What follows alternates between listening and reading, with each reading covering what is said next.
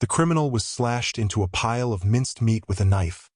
Yet he not only survived but also praised Crescent Moon's exquisite knife skills. Such a perfect cut. How could you achieve this? It turns out the criminal was a single body, possessing not only the ability to split and reassemble, but also a notorious dismemberment killer who had dismembered 63,514 corpses. Even so, he could never create a clean, smooth cut, while Crescent Moon, using Absolute Zero, could easily create one. The weapon formed from this weapon could easily soar into the air. Zhou Shun and Sha Yi, with their tangible yet refined skill, faced the charging killer with a single, decisive strike.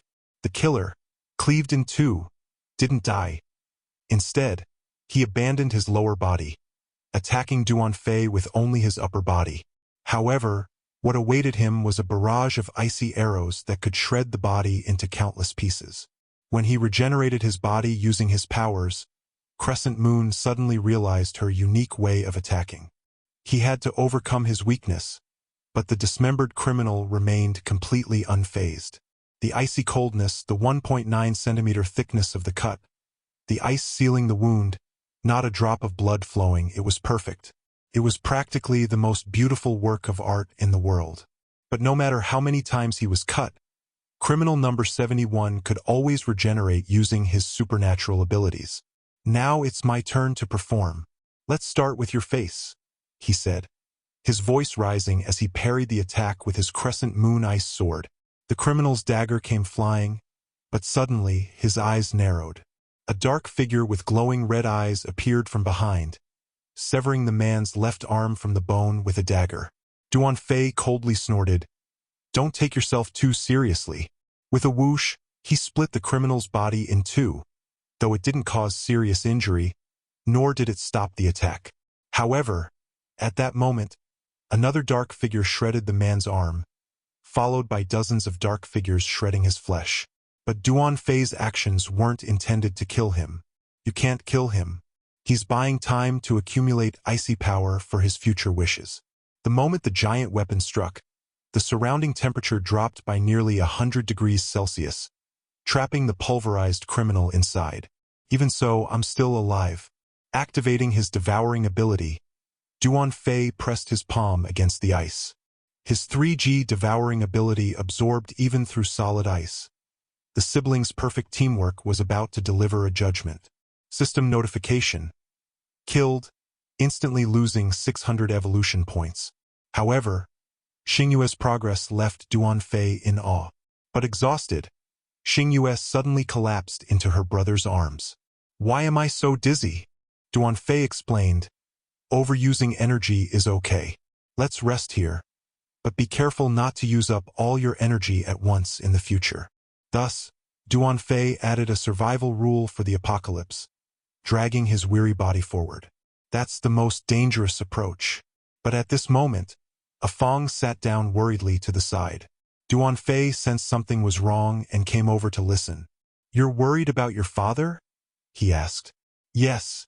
This island has so many terrifying monsters. If he were on the island, he'd probably be in danger somewhere already." Duan Fei reassured her. "Although the surroundings are fraught with danger, it's not without hope of survival. What kind of person is your father?" Having not seen him for a long time, Afong's memories of her father seemed blurred. He was a workaholic. My mother eventually couldn't take it anymore and left home, and my father was extremely strict. I often wonder, is work really more important than family? Duan Fei recalled how his parents abandoned him and his sister when he was 10. "I don't really understand that aspect," he said. "Our goal here is to become stronger, to have the power to protect those we want to protect. With great power, we can touch the secrets of this world. I don't want to entrust my fate to others." Afong's words instantly awakened Duan Fei. "Brother Duan, is this your mission?" "The mission was indeed given to me from the beginning. Let's go." "Afong, let's continue." But at this moment, Duan Fei seemed to have awakened from a deep sleep.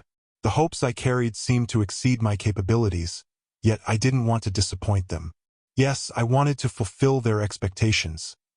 This was my mission in this rebirth." It turned out that Commander Huang from Luoyang Street had just received a phone call, But no one knew.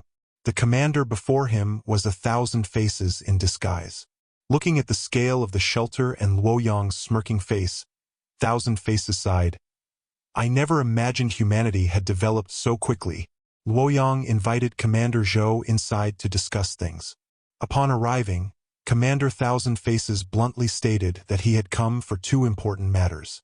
First, Duan Fei was someone I couldn't kill in the light, and he hoped Commander Luo would cooperate in handing them over. Commander Luo's expression deliberately turned grim. I don't know what you're talking about, but right now, Duan Fei is no longer in the shelter. Meanwhile, while Duan Fei was scouting the perimeter, he encountered a zombie squad. Afong hurriedly checked his notes. The leader, criminal number 50, was the murderer who had killed hundreds. The records for the later, more vulnerable criminals were missing.